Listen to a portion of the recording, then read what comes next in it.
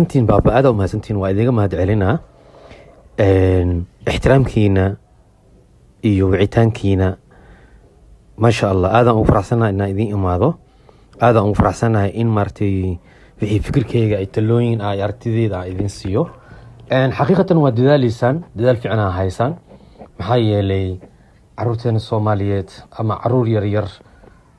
aan macna isku da'an ahayn kala da'a qofka haya ciyaar ma aha waa dareemi karaan waana ogahay maasha Allah waana Soomaali wax badan mar walba hadda waxaan diyaar u ahay dhalinyarada Soomaaliyeed adinkoo kale wanaagga jecel horumarka jecel inay rabaan inay horumaraan warajayn doona mustaqbalka dhow insha Allah shahaadooyinka xiriirka ay bixiyaan diida iyo siida iyo ina qayb ka noqon doontaan insha Allah billahi rahmaan si aqoontiina u saacido waayahay caruurta yar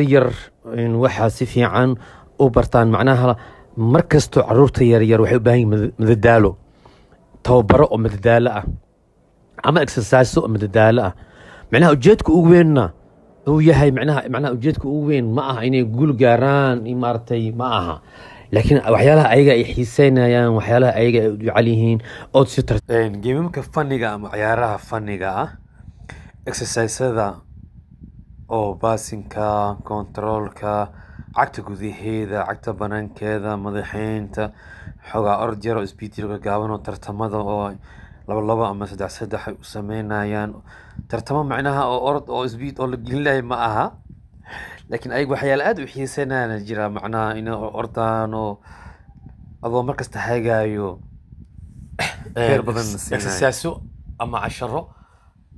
oo maartay maxaa la dhahay tikniiga ah madaxeynta oo kale baasinka cagta gudaheeda cagta korkeeda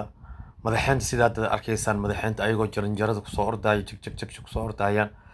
marka waxa la rabaa dhowr nooc oo exercise ah in la siin karaa markii saan u yarin ciyaalka skill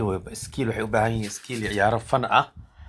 runtii inay dhilaan inay socdaan ayaga waxay rabaan maanta dhamaartay marka exercise badan in loo sameeyo station badan in loo sameeyo macnaha stationadaas oo marba qayb ay ka aadayaan qaybtan ku shaqeynaa waa kawareena qaybta si aadan waa soo saas oo laakiin ayaga mar walba waxay jecel yihiin inay dhilaan gamekan waa la ciyaarsiinaa 3-3 4-4 5-5 ayadoo wiliba taxadir badan lagu sameynayo maxaa yeelay mar qaarkooda talagal ayagoo ahayn boon raadinay isku dhacayaan ayagoo orday isku dhacayaan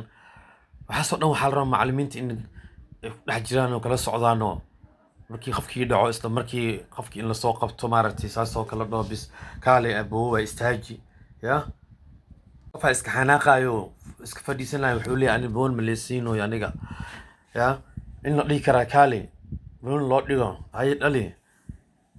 in maaragtay say u kala yar yihiin aad iyo aad marka in macallimiin mar walba ilmahan keer badan ay siiyaan meesha ay ku dhiilayaan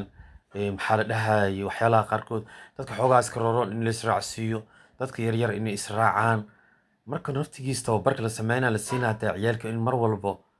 la kala saari karaa muhiim waaye levelada macnaha age ahaan iyo inta israaci karto